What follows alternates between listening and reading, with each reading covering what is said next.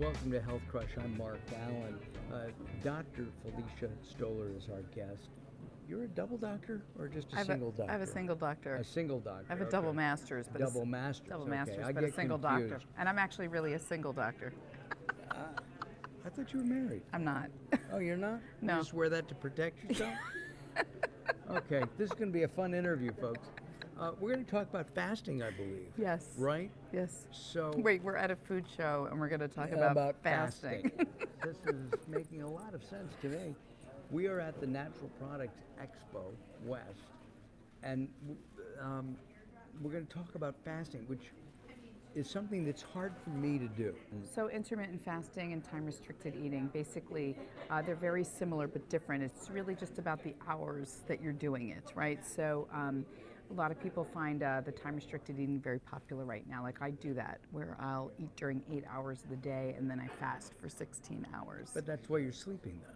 Most of the time I am sleeping, but I'm not. I get adequate sleep, but not enough. But what's really fascinating is something called what's really fascinating beyond that is the fasting mimicking diet, which was created by Dr. Walter Longo at USC to help people who are doing a 5-day prolonged water fast. So people like you couldn't get through a whole day without eating. Well, imagine 5 days of water only.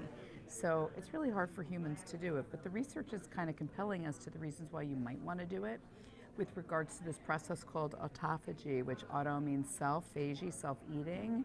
So it's really where our body will knock out underperforming cells to allow for the growth and for the stimulation of other stem cells. So he created this program where you're eating it's like a controlled ketosis, like a very controlled amount of calories. Day 1, it's about 1,100 calories, and days 2 through 5, it's about 770 calories. Oh my God, that's a snack in the afternoon. Well, for you, but you know what the good thing is, there is stuff you can sink your teeth into. There's bars, there's olives, there's soups, there's crackers. We just talked about olives. Yeah. Olives are really good for you. They're healthy for you. So the cool thing is it's not just about the weight loss, it's about the other health benefits and the other biomarkers. And just for myself, just my own experience with it, is that I saw a drop in my total cholesterol from my annual physical a year ago by 60 points. Oh my God. So what's your cholesterol now? Like 0? 157. It was actually up to 223. And everything else is the same. I eat flexitarian. I eat predominantly plant-based. I work out normally like 5 to 6 times a week. I do all the right things, and I take I have a big, plethora of supplements I take. So you're eating a lot of fish.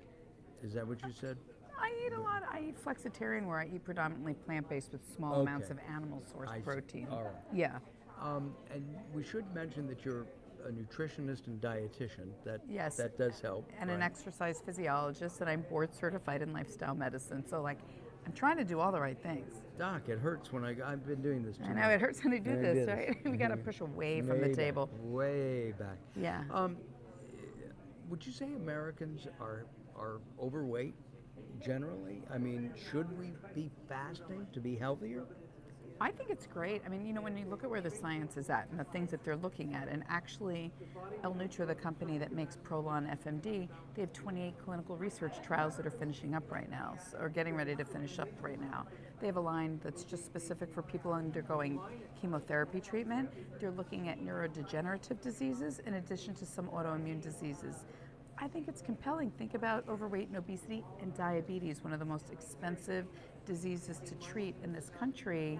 How cool that if the research comes out and shows that doing a fasting mimicking diet periodically can help somebody's diabetes go away. I think that's fascinating. You're talking about a supplement company? So they're making food. So here's the deal, it's not a supplement, it's literally like a box with days and little boxes in it.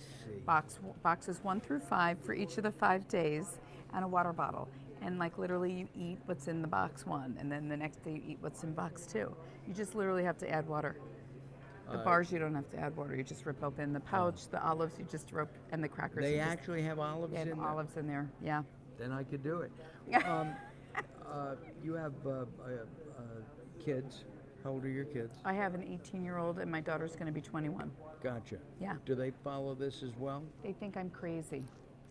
Do they? My husband, I don't have one. I forgot. My son said to me, "God, I can't even believe I called him that because he's like my little man."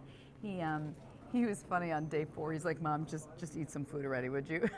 That's because it was his birthday weekend and we were, celebrating, and I was a little cranky. I like to chew food like everybody else. I'm definitely Well, like that's a it. foodie. It's tactile. It is tactile. It's like holding a newspaper. I mean, I read things on the internet. I use an iPad, my iPhone, but no Blackberries for me. I have one. I know you do. And I eat Blackberries. That's what they're for. But I like the feel of a newspaper. Yeah, I understand that. Right? Yeah. It's the same thing with eating, right? But there are people that just would be really happy drinking shakes all the time. Think about how many people do all these juice cleanses and the popularity of a juice cleanse, which is really just sugar and water with no other, you're getting some of the phytonutrients and you're getting some micronutrients, but you're not getting the macronutrients that you need. What else can we talk about that you're involved with? We've talked about the diet, the fasting. You also have another thing that you talk about. Oh, I talk about carrageenan as an ingredient in things like yogurt, some cottage cheese. It's basically a plant fiber that is found in the ocean. It's a sea vegetable that is used in a lot of foods. You mean like a seaweed? Like a seaweed, yeah. Like the Wow. stuff that's in Is it the nori, I think it's nori, the seaweed. Right. So carrageenan is a component of it. So it is used like in food products, right? It's to a help keep thickener, it isn't together a little bit as a thickener, because that's what fibers do. Well, actually, if you give it to me, maybe it'll keep me together. But it is a bit of a thickener, so it does help with that, especially in foods like in a yogurt that might have, let's say, pineapple in it, where maybe the acidity of the fruit might cause it to come apart. That's where it's really helpful for keeping it together. And that's more for Mouthfeel. visual, isn't it? Well, for mouthfeel, visual, yeah, Right. I would say so. But some people think like you should be careful about it, about ingredients that are in your foods. But there are ingredients in your foods like a carrageenan, which are beneficial. Like a friend of mine is Irish, and she said they called it Irish moss, that it was really helpful, during the time of the famine in Ireland, that they used, they call it carrageenan, like they call it by its name. And they use that in foods. If I don't have any with me right now, but we could literally like have dried carrageenan and eat it. Like it tastes like a salty raisin or something. Is it like what they wrap sushi in? It's not the same exactly because that's already been processed. But yes, it's very similar to that. Interesting. Yeah, and so I just want people to know when they see things on their food labels, like everything isn't bad. Like the word ascorbic acid. People see ascorbic acid, it's like, hey, it's vitamin C. Right. Right. All right, we're going to, we've talked before, and now here's the time where Mark's going to say, we're at the Natural Products Show. Yeah. You know where this is going, right? Go ahead, ask me. Okay. Ask me anything. Almost. Almost. All right, I'll keep that in mind. What I want to know is your take on GMOs, okay? I told you not to talk to me about no, this. you never did, Judy. I know did. that. Okay, go ahead. Okay, this is a show. There's 80,000 people here. Yeah. Plus the vendors, plus the people who are buying the food and the products. Mm-hmm. You have a different take on GMOs. Yes. You like them. I don't have a problem with them. And I'm trying to think of what I was looking at this morning when I was catching up on some news, and there was something I had looked at. When you look at the number of people on this planet, and you look at like where our food is going and our food supply is going, there's going to be a shortage of food. Absolutely. By the year 2050. But at the same time, when I first heard about GMOs, yeah, I thought, gee, this is terrific. Yeah. And then I realized and started hearing and studies that perhaps they're killing bees. Perhaps they have. They're I'm trying to think of weed killer in them or on them. Right. It goes on, and so I'm concerned about that. Also, some people seem to have a reaction to it, much the same way that if you were eating shellfish and allergic, you blow up like a balloon. So the thing that I'm frustrated with is that, well, as a scientist, I appreciate the science component of it and Right. what it was created to do. And it was really created as a way of producing food in a way that you would ultimately, hopefully, use less pesticides. Absolutely. Right? Because farmers have a lot of unknown when they're making food for us, right? Wind, water, drought, other, sort of conditions could come about. Like, I'll just give an example, not GMO related. I was at a peanut farm in Virginia a year ago, October, and there was a hurricane coming up the coast. This farmer had already turned all of his peanuts over to dry. And he said, if the hurricane goes a little too far west, his entire year's worth of work is gone. It's gone. Gone. Wow. His whole family's income, everything about it, gone. Like, we sort of take that stuff for granted, right? So there are a lot of unknowns that go. I mean, you could have a pestilence problem, right? You can have insects.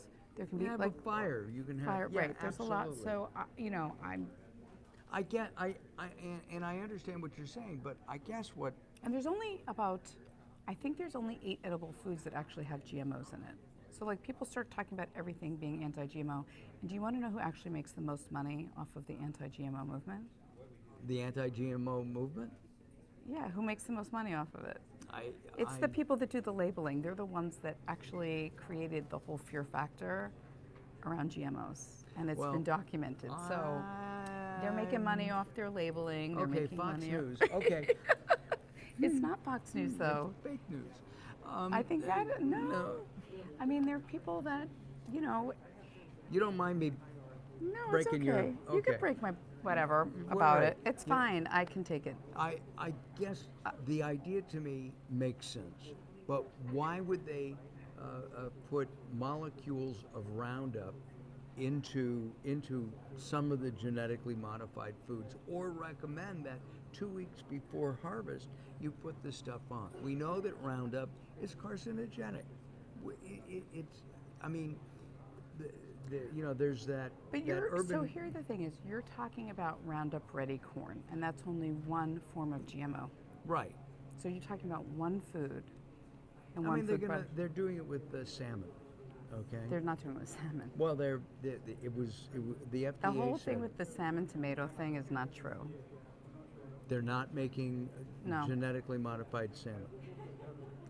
No, No? it was about the salmon and the tomatoes, that they were taking the components of salmon and allegedly putting it into salmon. So, I'm sorry, into tomatoes. Something from the salmon. Tomatoes.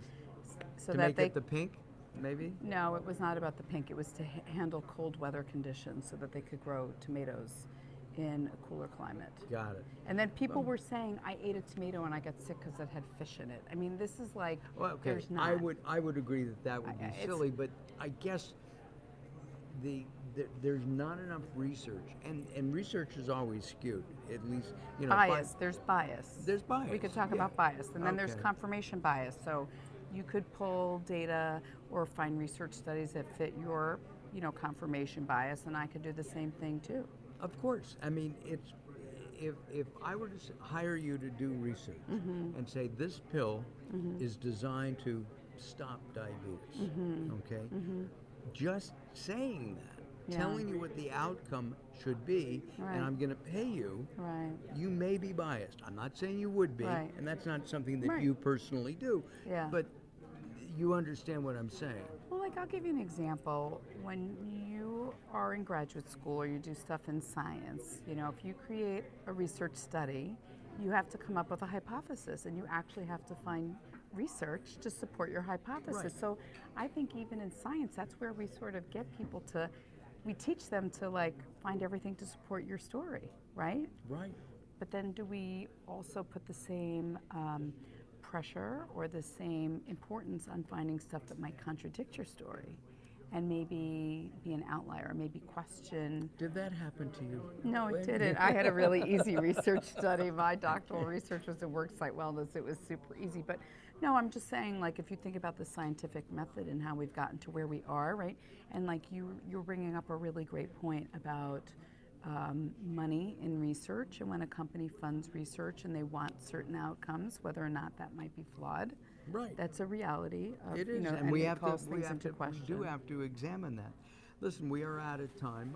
Thanks for letting me be controversial with you. Our friend Felicia Stoller here on Healthcrush.